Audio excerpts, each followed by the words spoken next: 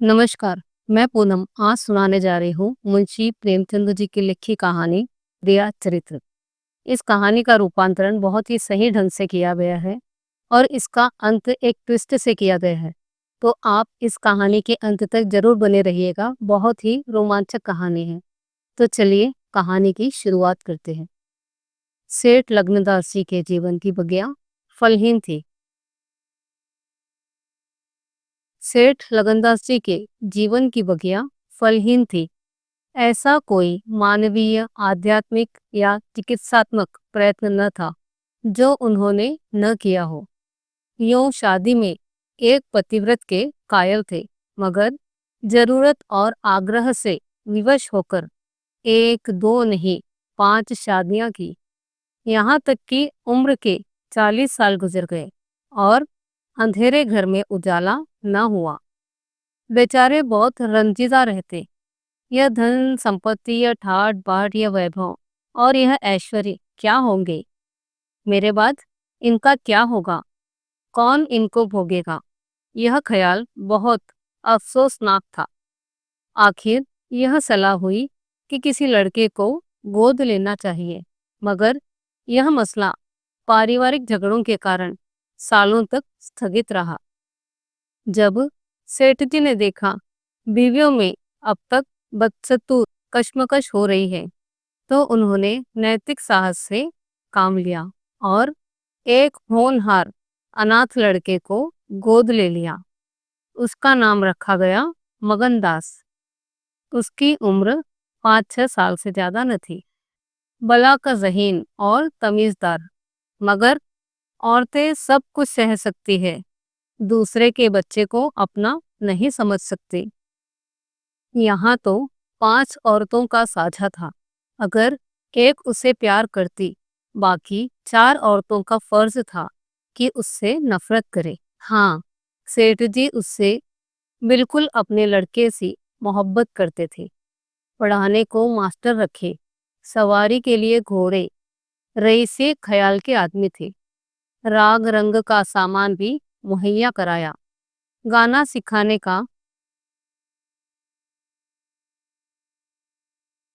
गाना सीखने का लड़के ने शौक किया, तो उसका भी इंतजाम हो गया। गरज जब मगनदास जवानी पर पहुंचा, तो रईसाना दिलचस्पियों ने कमाल हासिल था।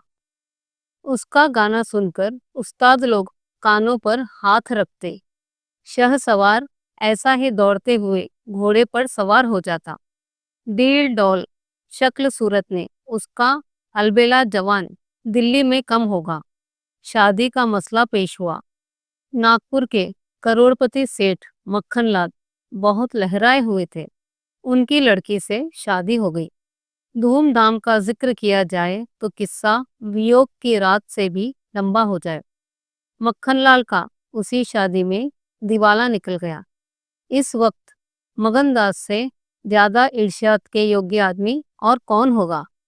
उसकी जिंदगी की बहार उमंगों पर भी और मुरादों के फूल अपनी शबनमी ताजगी से खिल खिल कर हुस्न और ताजगी का समा दिखा रहे थे। मगर तकदीर की देवी को कुछ और ही सामना कर रही थी। वह सैर सपाटे के इरादे से जापान गया हुआ था कि दिल्ली से खबर आई कि आज ईश्वर ने तुम्हें एक भाई दिया है। मुझे इतनी खुशी है कि ज्यादा अरसे तक जिंदा न रह सको। तुम लौट आओ। मगनदास के हाथ से तार का कागज छूट गया और सर में ऐसा चक्कर आया कि जैसे किसी ऊंचाई से गिर पड़ा है। मगनदास का किताबी ज्ञान बहुत कम था, मगर स्वभाव की सज्जनता से वह खाली हाथ न था। हाथों की उदारता ने, जो समृद्धि का वरदान है, हृदय को भी उदार बना दिया था। उसे घटनाओं की इस काया पलट से दुख तो जरूर हुआ। आखिर इंसान ही था, मगर उसने धीरज से काम लिया। एक आशा और भय की मिली जुली हालत में देश को रवाना हुआ। रात का वक्त था। जब अपने दरवाजे पर पहुंचा, तो नाच गाने की महफिल सजी देखी। उसके कदम आगे न बढ़े। वह लौट पड़ा और एक दुकान के चबूतरे पर बैठकर सोचने लगा अब क्या करना चाहिए। इतना तो उसे यकीन था कि सेठ जी उसके साथ मोहब्बत से पेश आएंगे, बल्कि शायद अब और भी कृपा करने लगेंगे। सेठानिया भी अब उसके साथ गैरों सा बर्ताव न करेगी। मुमकिन है मंजली बहू जो इस बच्चे की खुशखबरी दी है उससे दूर दूर रहे, मगर बाकी चारों सेठानियों की तरफ से सेवा सत्कार में कोई शक नहीं है। उनकी हार का फायदा उठा सकता था। उसके स्वाभिमान ने यह गवारा न किया कि जिस घर में मालिक की हैसियत से रहता था, उसी घर में अब एक आश्रित की हैसियत से जिंदगी बसर करे। उसने फैसला कर लिया कि यहाँ सब रहना मुनासिब नहीं है, मगर जाऊं कहाँ। न कोई ऐसा फन सीखा, न कोई ऐसा इल्म हासिल किया जिससे रोजी कमाने की सूरत पैदा होती।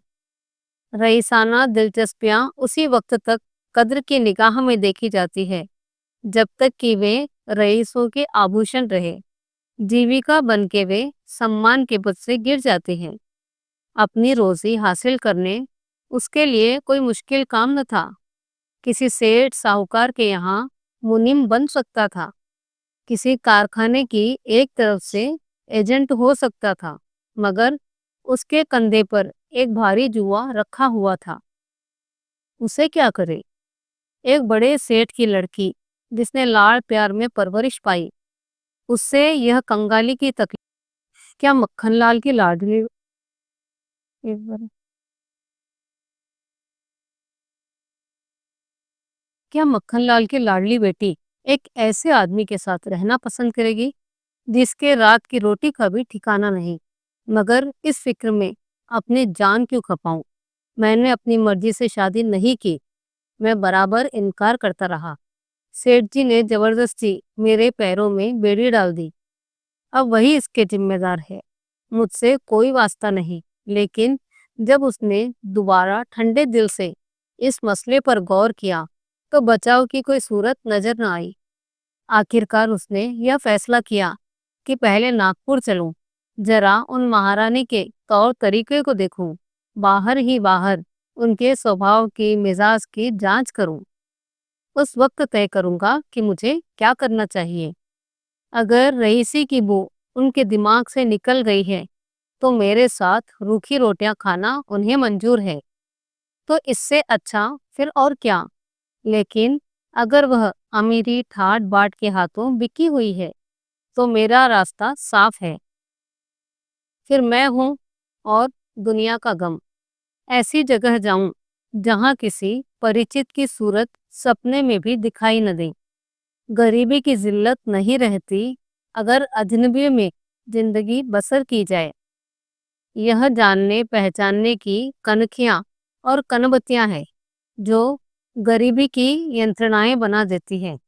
इस तरह दिल में जिंदगी का नक्शा बनाकर मगनदास अपनी मर्दाना हिम्मत के भरोसे पर नागपुर की तरफ चला। उस मल्लाह की तरह जो किश्ती और पाल के बगैर नदी की उमड़ती हुई लहरों में अपने को डाल दे। शाम के वक्त सेठ मक्खनलाल के सुंदर बगीचे में सूरज की पीली किरणें मुरझाए हुए फूलों से गले मिलकर विदा हो रही थी। बाग के बीच में एक पक्का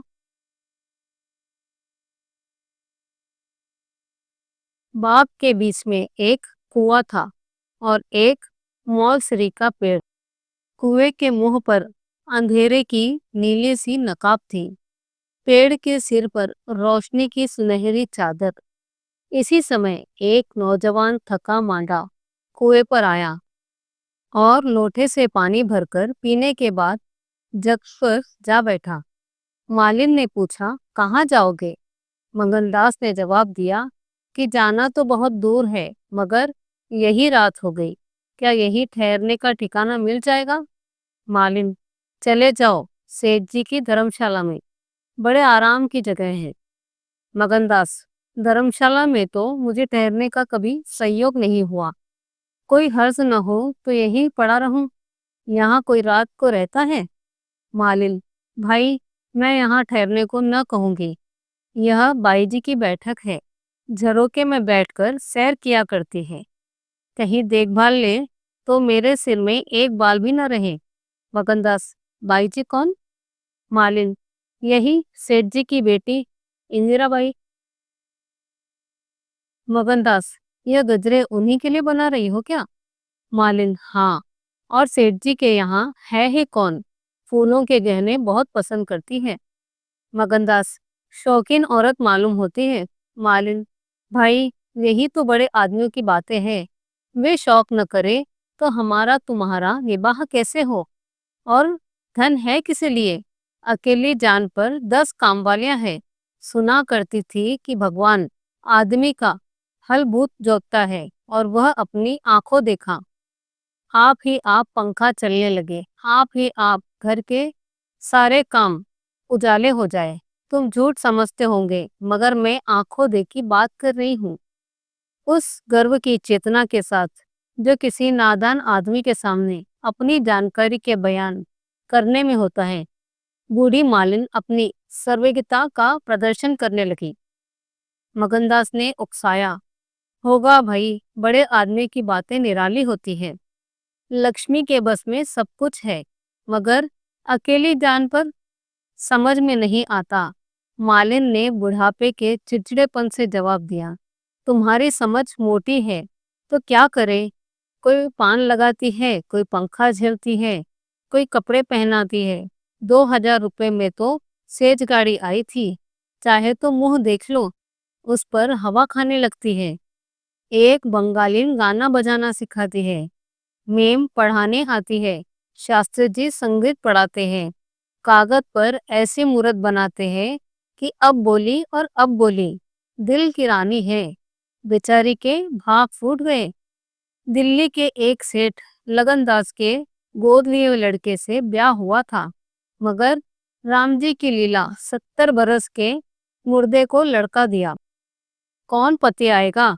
जब से ये सुनवानी आई है तब से बहुत उदास रहती है। एक दिन रोती है। मेरे सामने की बात है, बाप ने देख लिया, समझाने लगे, लड़की को बहुत चाहते हैं। सुनती हूँ दामाद को बुलाकर रखेंगे, नारायण करेंगे। मेरी रानी दूधो नहाए पूते फले। माली मर गया था, उन्होंने आड़ न ली होती तो घर भर के टुकड़े मांगती। मगनदास ने ठंडी सांस ली। बेहतर है, अब यहाँ से अपनी इज्जत आबरू लिए चल दो। मेरा यहाँ निबाह न होगा। इंदिरा रईसजादी है, तुम इस काबिल नहीं हो कि उसके शौहर बन सको। मालिन से बोला, तो धर्मशाला जाता हूँ, जाने वहाँ खाट पाट मिल जाती है कि नहीं, मगर रात ही तो काटनी है, किसी तरह कट जाएगी। रईसों के लिए मखमली गत्ते चाहिए, मगर मजदूरों के लिए पुआली बहुत है। यह कहकर उसने लुटिया उठाई, डंडा संभाला और दर्द भरे दिल से एक तरफ चल दिया। उस वक्त इंदिरा अपने झरोके पर बैठी हुई इन दोनों की बातें सुन रही थी। कैसा संयोग है कि स्त्री को स्वर्ग की सब सिद्धियां प्राप्त है और उसका पति आवारों की तरह मारा मारा फिर रहा है। उसे रात काटने का ठिकाना नहीं। मगनदास निराश विचारों में डूबा हुआ शहर से बाहर निकल आया और एक सराय में ठहरा, जो सिर्फ इसीलिए मशहूर थी कि वहां शराब की एक दुकान थी। यहाँ आसपास के मजदूर लोग आ आकर अपने दुख को भुलाया करते थे। जो भूले भटके मुसाफिर यहाँ ठहरते, उन्हें होशियारी और चौकसी का व्यवहारिक पाठ मिल जाता था। मगनदास थका मांदा था, एक पेड़ के नीचे चादर बिछाकर सो रहा, और जब सुबह नींद खुली तो उसे किसी पीर औलिया के ज्ञान की सजीव दीक्षा का चमत्कार दिखाई पड़ा, जिसकी पहली मंजिल वैराग्य है। उसकी छोटी सी पोटली, जिसमें एक दो कपड़े और थोड़ा सा रास्ते का खाना और लुटिया डोर बंधी हुई थी, गायब हो गई। उन कपड़ों को छोड़कर जो उसके बदन पर थे, अब उसके पास कुछ भी न था, और भूख, जो कंगाली में और भी तेज जाती, उसे बेचैन कर रही थी। मगर वह दृढ़ स्वभाव का आदमी था। उसने किस्मत का रोना न रोया और किसी तरह गुजर करने की तदबीरें सोचने लगा। लिखने और गणित में उसे अच्छा अभ्यास था, मगर इस हैसियत में उससे फायदा उठाना असंभव था। उसने संगीत का बहुत अभ्यास किया था। किसी रसिक रईस के दरबार में उसकी कद्र हो सकती थी, मगर उसके पुरुषोचित अभिमान ने इस पेशे को अख्तियार करने की इजाजत न दी। वह आला दर्जे का घुड़सवार था और यह फन मजे से पूरी शान के साथ उसकी रोजी का साधन बन सकता था। यह पक्का इरादा करके उसने हिम्मत से कदम आगे बढ़ाया। ऊपर से देखने पर यह बात यकीन के काबिल नहीं मालूम होती, मगर वह अपना बोझ हल्का हो जाने से इस वक्त बहुत उदास नहीं था।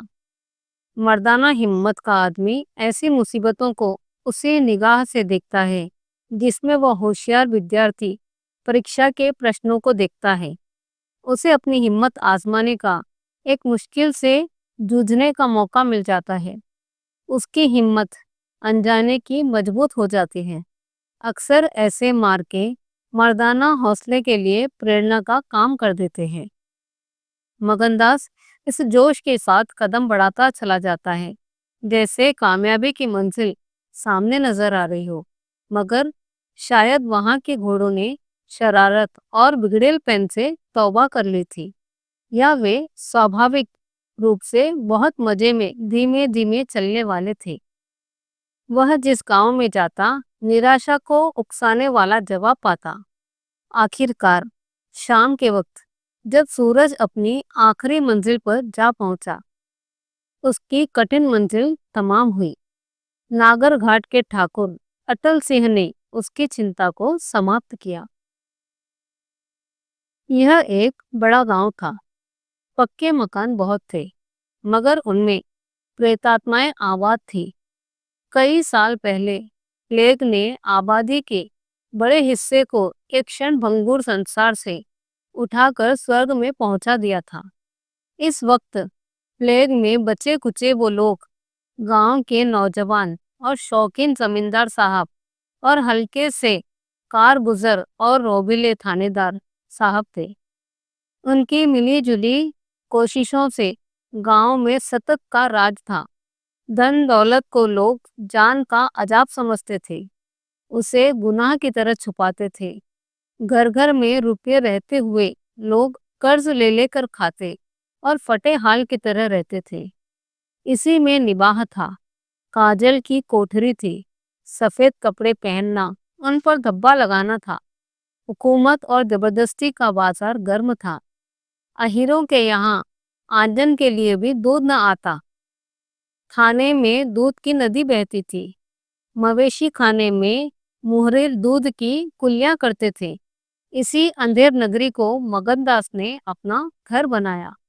ठाकुर साहब ने असाधारण उदारता से काम लेकर उसे रहने के लिए एक मकान भी दे दिया, जो केवल बहुत व्यापक अर्थों में मकान कहा जा सकता था।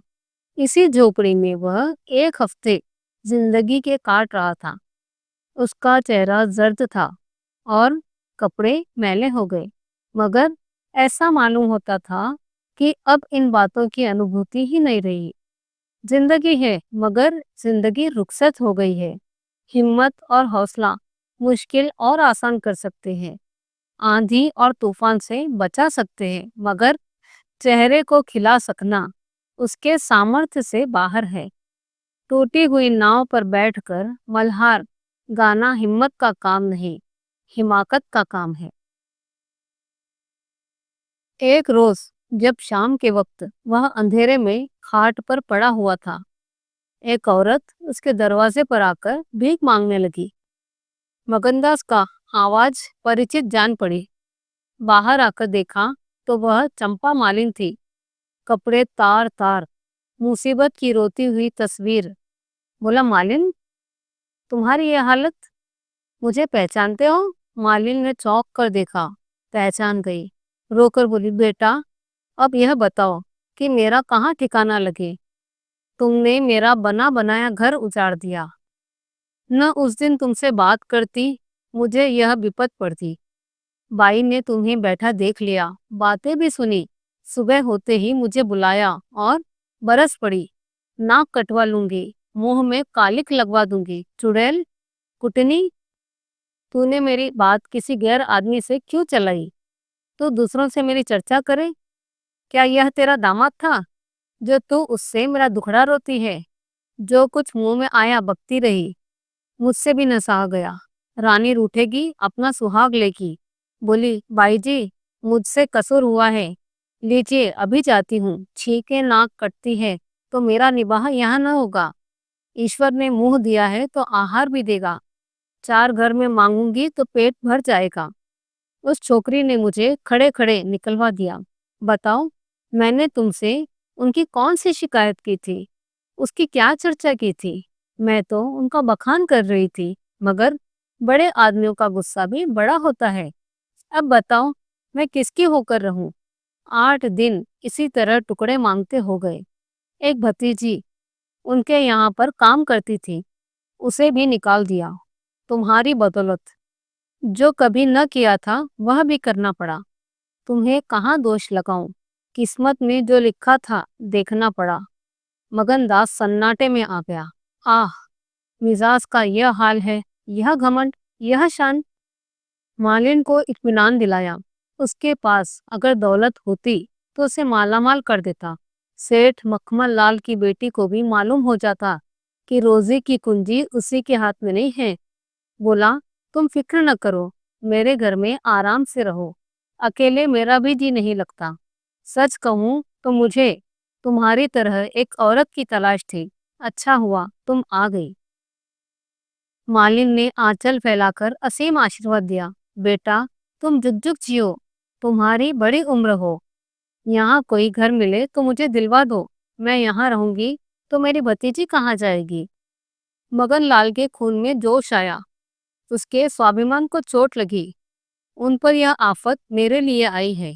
उनकी यह आवारागर्दी का जिम्मेदार मैं हूँ। बोला, कोई हर्ज न हो तो उसे भी यहाँ ला लो। मैं दिन को यहाँ बहुत कम रहता हूँ, रात को बाहर चारपाई डालकर पड़ा रहूंगा। मेरी वजह से तुम लोगों को कोई तकलीफ न होगी। यहाँ दूसरा मकान मिलना मुश्किल है। यही झोपड़ी बड़ी मुश्किल से मिली है। यह अंधेर नगरी है। जब तक तुम्हारा जी चाहे यहाँ रहना, फिर तुम्हारा मन चाहे चली जाना। मगनदास को क्या मालूम था कि हजरत इश्क उसकी जबान पर बैठे हुए उससे यह बात कहला रहे हैं। क्या यह ठीक है कि इश्क पहले माशूक के दिल में पैदा होता है? नागपुर इस गांव से 20 मील की दूर पर था। चंपा उसी दिन चली आई और तीसरे दिन रंभा के साथ लौट आई। यह उसकी भतीजी का नाम था। उसके आने से झोपड़ी में जान सी पड़ गई। मगनदास के दिल में मगनदास के दिल में मालिन की लड़की की जो तस्वीर थी, उसका रंभा से कोई मेल न था।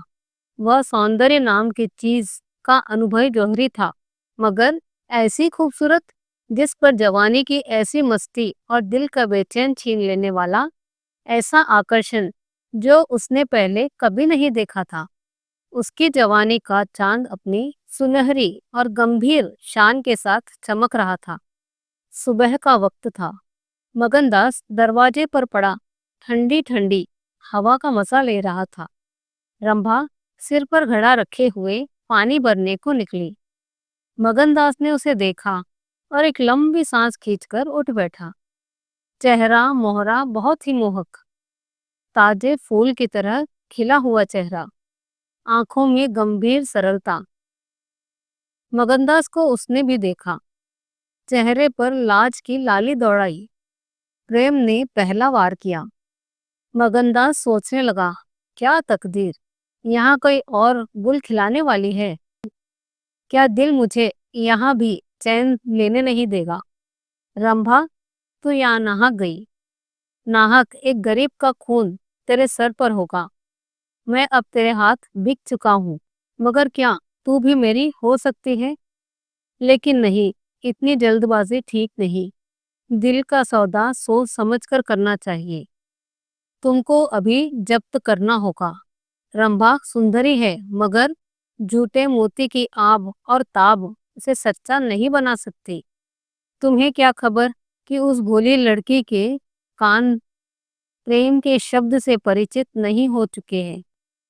कौन कह सकता है कि उसके सौंदर्य की वाटिका पर किसी फूल चुनने वाले के हाथ नहीं पड़े होंगे? अगर कुछ दिनों की दिलबस्तगी के लिए कुछ चाहिए तो तुम आजाद हो, मगर यह नाजुक मामला है। जरा संभल के कदम रखना। पेशेवर जातों में दिखाई पड़ने वाला सौंदर्य अक्सर नैतिक बंधनों से मुक्त हो जाता है। 3 महीने गुजर गए। मगनदास रंभा को ज्यो-ज्यो बारीक-बारीक निगाह से देखता, त्यों-त्यों उस पर प्रेम का रंग गाढ़ा हो जाता। वह रोज कुएं से पानी निकालते देखता। वह रोज घर में झाड़ू, खाना बनाते। आह! मगनदास को उन जवार की रोटियों में जो मजा आता, वह अच्छे-अच्छे व्यंजनों में भी न आता। उसे अपनी कोठरी हमेशा साफ-सुथरी मिलती। न जाने कौन उसका बिस्तर बिछा देता है। क्या यह रंभा की कृपा थी? उसकी निगाहें शर्मीली थी। उसने उसे अभी तक अपनी तरफ चंचल आंखों से ताकते नहीं देखा था। आवाज कैसी मीठी! उसकी हंसी की आवाज कभी उसके कानों में नहीं आई। अगर मकंदस उससे प्रेम से मतवाला हो जाता तो कोई ताज्जुब की बात नहीं थी। उसकी भूखी निगाहें बेचैनी और लालसा में डूबी हुई हमेशा रंभा को ढूंढती रहती। वह जब किसी गांव को जाता तो मीलों तक उसकी जिद्दी और बेताब आंखें मुड़ मुड़ कर झोपड़े की तरफ देखती रहती। उसकी ख्याति आसपास फैली हुई थी, मगर उसके स्वभाव में सरलता और उदार हृदयता से अक्सर लोग अनुचित लाभ उठाते थे। इंसाफ पसंद लोग तो सत्कार करते। जो लोग ज्यादा समझदार थे वे लगातार तकाजों का इंतजार करते। चूंकि मगनदास इस फन को बिल्कुल नहीं जानता था, बावजूद दिन रात की दौड़ धूप से गरीब से उसका गला न घुटता। जब रंभा को चक्की पीसते हुए देखता और गेहूं के साथ उसका दिल भी पसीज जाता। जब वह कुएं से पानी निकालती तो उसका कलेजा निकल आता। जब वह पड़ोस की औरतों के कपड़े सीती तो कपड़ों के साथ मगनदास का दिल भी छिद जाता। मगर कुछ बस का न था। मगनदास की हृदय भेदी दृष्टि को इसमें कोई संदेह नहीं था कि उसके प्रेम का आकर्षण बिल्कुल बेअसर नहीं, वरना रंभा भी उन वफा से भरी हुई खातिरदारियों की तुक पर कैसे बिठाती। वफा की वह जादू है, रूप से गर्व से सिर नीचा कर सकता है, मगर प्रेमिका के दिल में बैठने का माध्य उसके कोई दूसरा मनचला प्रेमी अब तक अपने वशीकरण में कामयाब हो चुका होता। लेकिन मगनदास ने दिल आशिक पाया था और जबान माशूक की।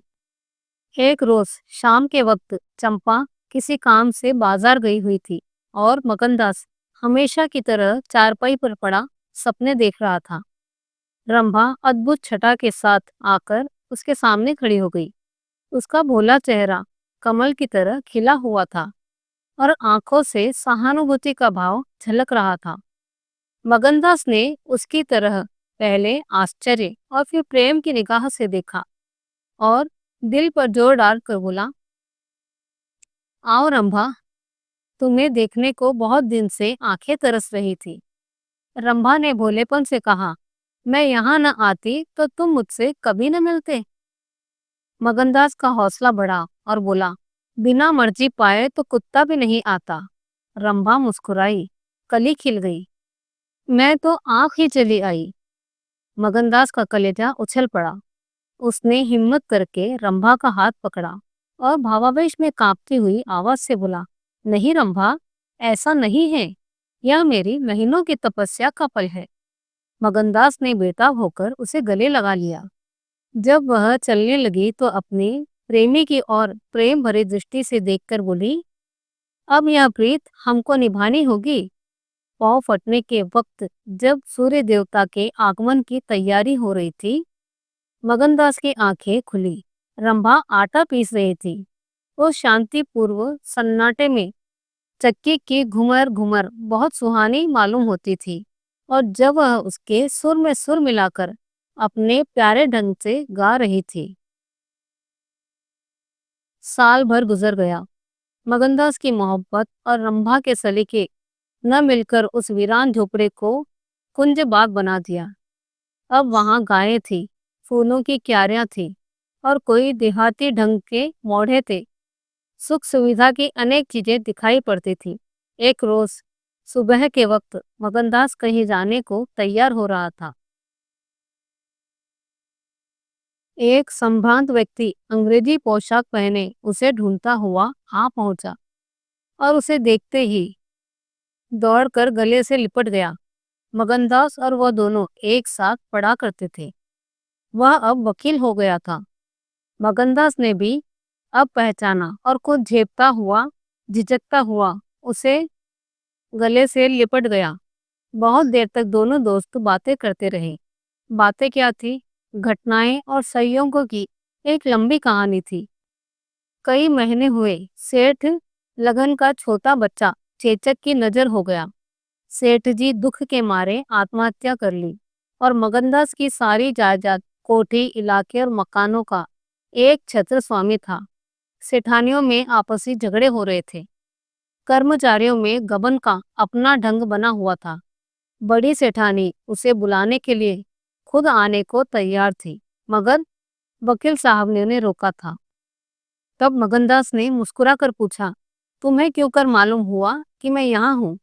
तो वकील साहब ने फरमाया, महीने भर से तुम्हारी टोह में हूँ। सेठ मक्खनलाल ने अता पता बतलाया। तुम दिल्ली पहुंचे और मैंने अपना महीने भर का बिल पेश किया। रंभा अधीर हो रही थी कि यह कौन है और इनमें क्या बातें हो रही है। 10 बजते बजते वकील साहब मगनदास के एक हफ्ते के अंदर आने का वादा लेकर विदा हुए। उसी वक्त रंभा आ पहुंची और पूछने लगी, ये कौन थे? इनका तुमसे क्या काम था? मगनदास ने जवाब दिया, यमराज का दूत। रंभा, क्या असगुन बकते हो? मगन, नहीं नहीं रंभा, ये असगुन नहीं है। ये सचमुच मेरी मौत का दूत था। मेरी खुशियों के बाग को रौंदने आया था। मेरी हरी भरी खेती को उजड़ाने वाला। रंभा, मैंने तुम्हारे साथ दगा की। मैंने तुम्हें अपने फरेब के जाल में फंसाया। मुझे माफ कर दो। मोहब्बत ने मुझसे यह सब करवाया है। मैं सेठ लग्नदास का बेटा और सेठ मक्खनलाल का दामाद हूँ। मगनदास को डर था कि रंभा यह सुनते ही चौंक पड़ेगी और शायद उसे जालिम दगाबाज कहने लगेगी, मगर उसका ख्याल गलत निकला। रंभा ने आंखों में आंसू भरकर सिर्फ इतना कहा, तो क्या तुम मुझे छोड़कर चले जाओगे? मगनदास ने उसे गले लगाकर कहा, हाँ। रंभा, क्यों? मगन, इसीलिए कि इंदिरा बहुत होशियार, सुंदर और धनी है। रंभा, मैं तुम्हें न छोड़ूंगी। कभी इंदिरा की कामवाली थी, अब उसकी सौत बनूंगी। तुम जितनी मेरी मोहब्बत करोगे उतनी इंदिरा की न कर पाओगे। क्यों? मगनदास इस भोलेपन कर मतवाला हो गया।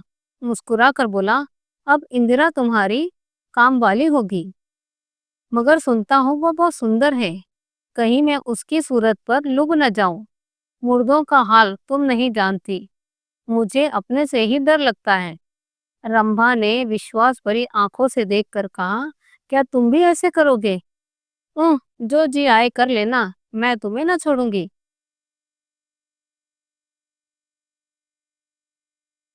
मगनदास की आंखें डबडबा गई। बोला, प्यारी, मैंने फैसला कर लिया है कि दिल्ली न जाऊंगा। यह तो मैं कहीं न कह पाया कि सेठ जी का स्वर्गवास हो गया है। बच्चा उनसे पहले ही चल बसा। अफसोस, सेठ जी के आखिरी दर्शन न कर सका। अपने बाप से मोहब्बत नहीं कर सका।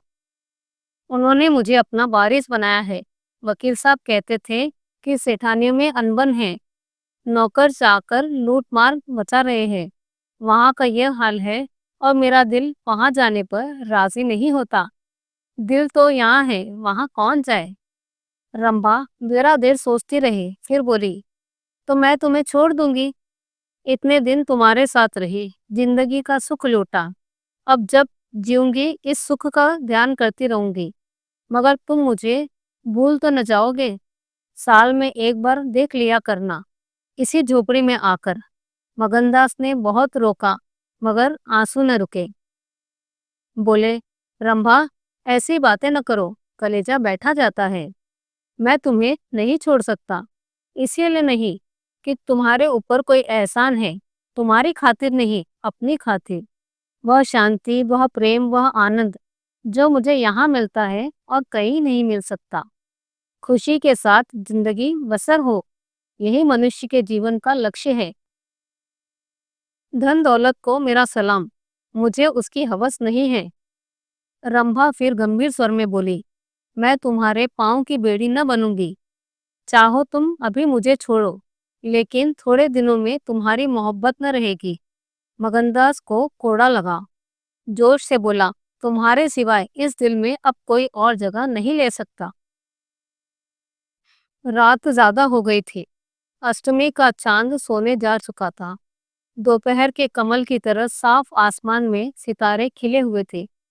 किसी खेत के रखवाले की बांसुरी की आवाज, जिसे दूर से तासीर, सन्नाटे, न सुरीलेपन और न अंधेरे में आत्मिक का आकर्षण दे रहे थे, कानों में आ जा रही थी कि जैसे कोई पवित्र आत्मा नदी के किनारे बैठी हुई पानी की लहरों से या दूसरे किनारे के खामोश और अपनी तरफ खींचने वाले पेड़ों से अपनी जिंदगी के गम की कहानी सुना रही हो।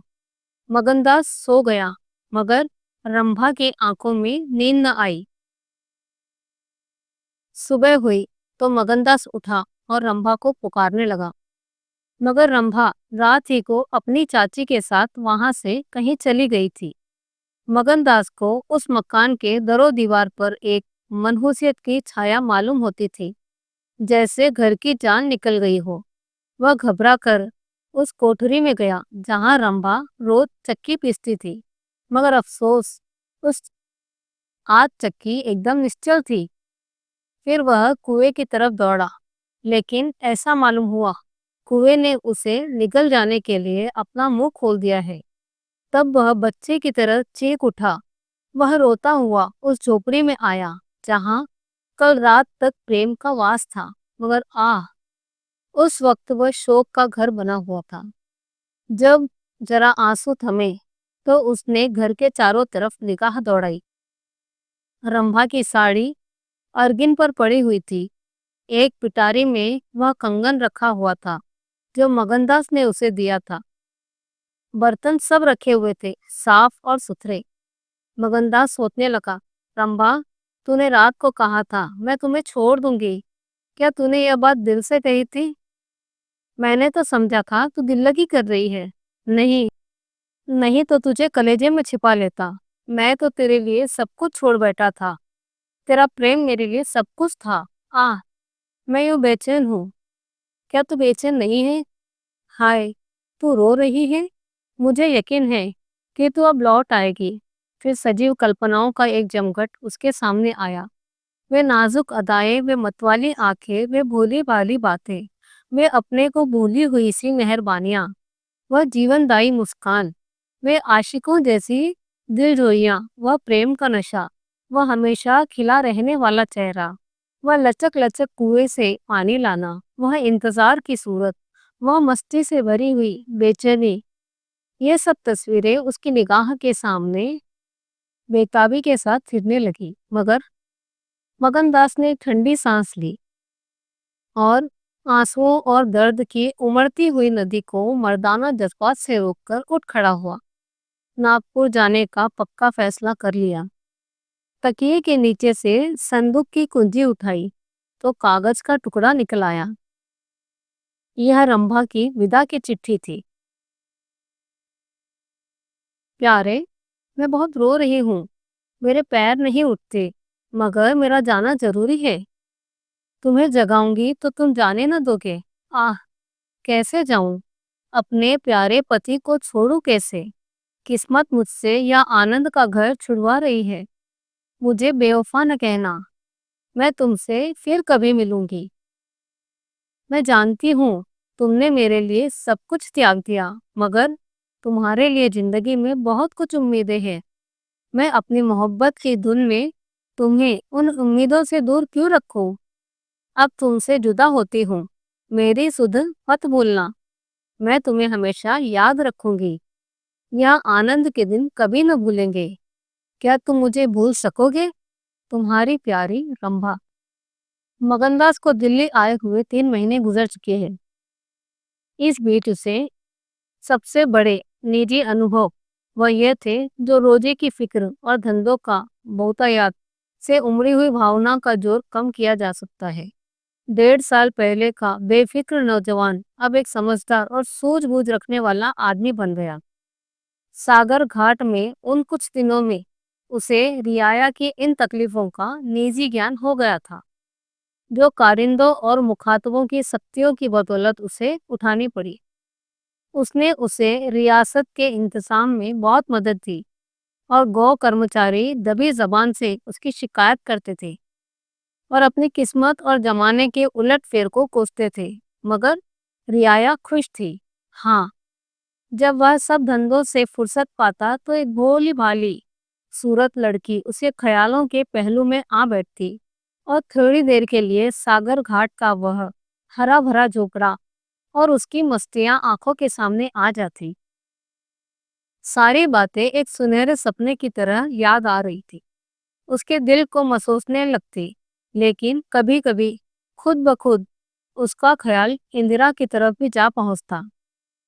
उसके दिल में रंभा की जगह थी, मगर किसी तरह उसने इंदिरा के लिए एक कोना निकाल लिया था।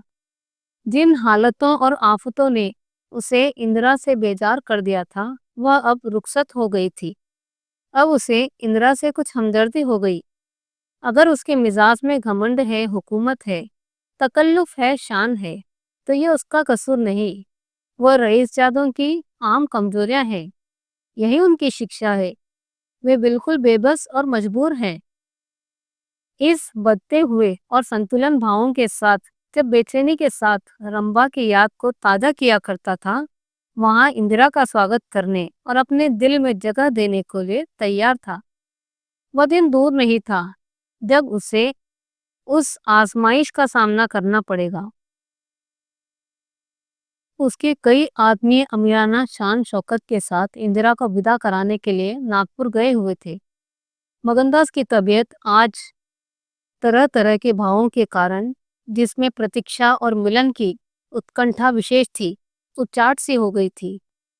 जब कोई नौकर आता तो वह समझ बैठता कि शायद इंदिरा आ पहुंची। आखिर शाम के वक्त जब दिन और रात गले मिल रहे थे, जनान खाने में जोर शोर से गाने की आवाजों ने बहू के पहुंचने की सूचना दी। सुहाग की सुहानी रात थी। 10 बज गए थे। खुले हुए हवादार सहन में चांदनी छिटकी हुई थी। वह चांदनी जिसमें नशा है, आरजू है और खिंचाव है। गमलों में खिले हुए फूल और चंपा के फूल चांद की सुनहरी रोशनी से ज्यादा गंभीर और खामोश नजर आते थे। मगनदास इंदिरा से मिलने के लिए चला। उसके दिल में लालसाएं जरूर थी, मगर एक पीड़ा भी थी। दर्शन की उत्कंठा थी, मगर प्यास ने खोली। मोहब्बत नहीं, प्राणों का खिंचाव था जो उसे खींचे ले जा रहा था।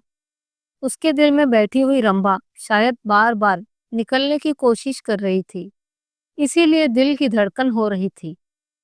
वह सोने के कमरे में दरवाजे पर पहुंचा। रेशमी पर्दा पड़ा हुआ था। उसने पर्दा उठाया। अंदर एक औरत सफेद साड़ी पहने खड़ी थी। हाथ में चंद खूबसूरत चूड़ियों के सिवाय उसके बदन पर एक जेवर भी न था। जो ही पर्दा उठा और मगनदास ने अंदर कदम रखा, वह मुस्कुराती हुई इसकी तरफ बढ़ी। मगनदास ने देखा और चकित होकर बोला, रंभा। और दोनों प्रेमावाज से लिपट गए। दिल में बैठी हुई रंभा बाहर निकल आई थी। साल भर गुजरने के बाद एक दिन इंदिरा ने अपने पति से कहा, क्या रंभा को बिल्कुल भूल गए हो? कैसे बेवफा हो? कुछ याद है उसने चलते वक्त तुमसे क्या विनती की थी? मगनदास ने कहा, खूब याद है। वह आवाज भी कानों में गूंज रही है। मैं रंभा को भोली भाली लड़की समझता था। यह नहीं जानता था कि यह त्रिया चरित्र का जादू है। मैं अपनी रंभा को अब इंदिरा से ज्यादा प्यार करता हूँ। तुम्हारी डाह तो नहीं जाती। इंदिरा ने हंसकर कहा, डाह क्यों हो? तुम्हारी रंभा है तो क्या मेरा मगन सिंह नहीं है? मैं अब भी उस पर मरती हूँ। दूसरे दिन दोनों दिल्ली के एक राष्ट्रीय समारोह में शरीक होने का बहाना बनाकर रवाना हो गए और सागर घाट जा पहुंचे।